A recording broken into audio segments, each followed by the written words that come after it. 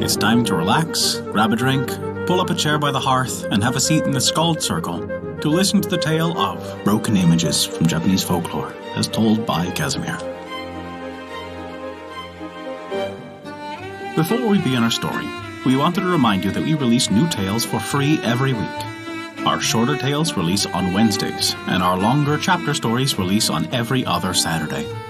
Find out where you can hear them on our website at thescaldcircle.com. And be certain to subscribe to us on Apple Podcasts, Google Podcasts, Podbean, Spotify, or whatever your favorite podcast app is. That way, you'll never miss out on one of our enchanting tales from around the world. And this is the tale of broken images. Once there lived two brothers who were princes in the land. The elder brother was a hunter. He loved the deep woods and the chase. He went from dawn to dark with his bow and arrows.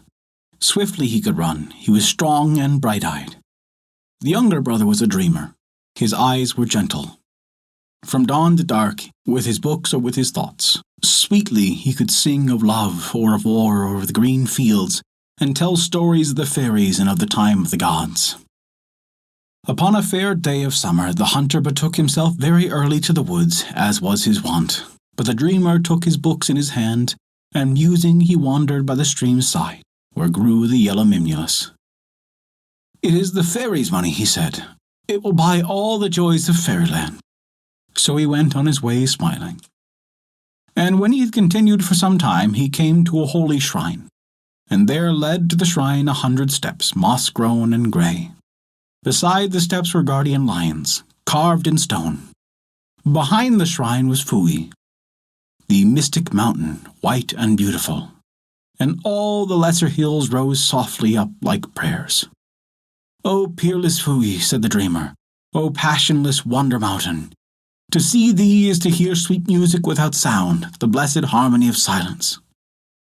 Then he climbed the steps, moss-grown and grey, and the lions were carved in stone rose up and followed him, and they came with him to the inner gates of the shrine and stayed there. In the shrine there was a hush of noonday. The smoke of incense curled upon the air. Dimly shone the gold and the bronze and the lights and the mystic mirrors. There was a sound of singing in the shrine, and turning, the dreamer saw a man who stood at his right hand. The man was taller than any child of earth. Moreover, his face shone with the glory of youth that cannot pass away.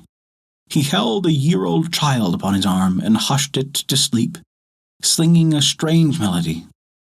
When the babe fell asleep, he was well pleased and smiled. "What babe is that?" said the dreamer. "O dreamer, it is no babe, but a spirit." "Then, my lord, what are you?" said the dreamer. "I am Jizo, who guards the souls of little children. It is most pitiful to hear their crying when they come to the sandy riverbed. The Sai no Kawara, O dreamer. They come alone, as needs they must, wailing and wandering, stretching out their pretty hands. They have a task which is to pile stones for a tower of prayer. But in the night come the Oni to throw down the towers and scatter all the stones, so the children are made afraid and their labour is lost." "What then, my lord Jizo?" said the dreamer. "Why, then I come, for the Great One gives me leave. And I call, 'Come hither, wandering souls,' and they fly to me that I might hide them in my long sleeves. I carry them in my arms and on my breast, where they lie light and cold as the morning mist upon the mountains." When he had spoken, the year-old child stirred and murmured, so he rocked it, and wandered to and fro in the quiet temple court, and hushed it as he went. So the swift moments flew and the noontide passed away. Presently there came to the shrine a lady most gentle and beautiful. Grey was her robe, and she had silver sandals on her feet. She said, "I am called the Merciful. For mankind's dear sake I have refused eternal peace. The Great One has given me 1,000 loving arms, arms of mercy. My hands are full of gifts. O dreamer, when you dream your dreams, you shall see me in my lotus boat when I sail upon the mystic mere." Lady Kwannon," said the dreamer. Then came one clothed in blue, speaking with a sweet, deep, well-known voice. "I am Benton, the goddess of the sea and goddess of song. My dragons are about me and beneath my feet.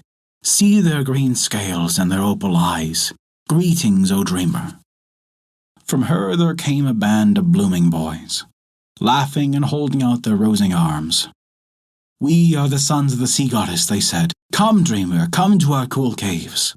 The god of roads came, and his 3 messengers with him. 3 apes were the 3 messengers. The first ape covered his eyes with his hands, for he could see no evil thing.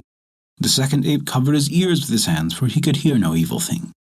The third ape covered his mouth with his hands, for he could speak no evil thing.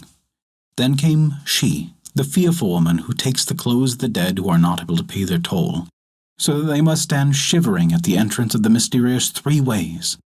They are unfortunate indeed. And many a vision the dreamer saw in that enchanted shrine. The dark night fell with storm and tempest and the sound of rain upon the roof. Yet the dreamer never stirred. Suddenly there was a sound of hurrying feet without.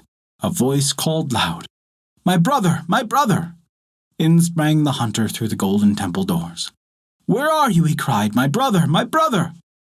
He had his swinging lantern in his hand and held it high, as he flung his long blown hair back over his shoulder. His face was bright with the rain upon it, and his eyes were as keen as an eagle's.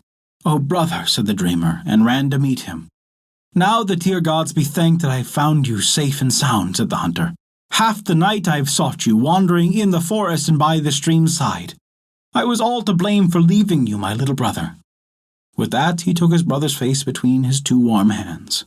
But the dreamer sighed. "I have been with the gods all night," he said. "I think I see them still. This place is holy." Then the hunter flashed his light upon the temple walls, upon the gilding and the bronze. "I see no gods," he said. "What see you, brother?" "I see rows of stone, broken images, grey and mossy-grown feet." "They are grey because they are sad. They are sad because they are forgotten," said the dreamer.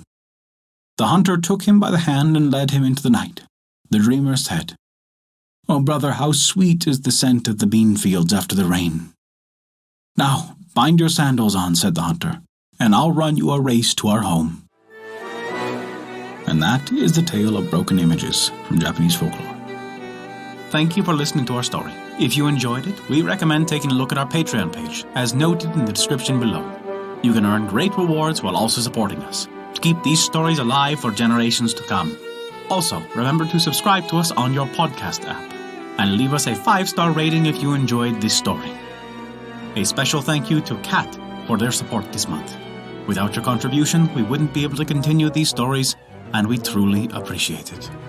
Visit theskullcircle.com to stay up to date with all of our current events, news, and much more.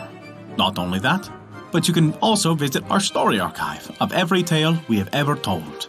It's sorted by origin and region for the convenience of your listening pleasure. Thank you for listening to our story.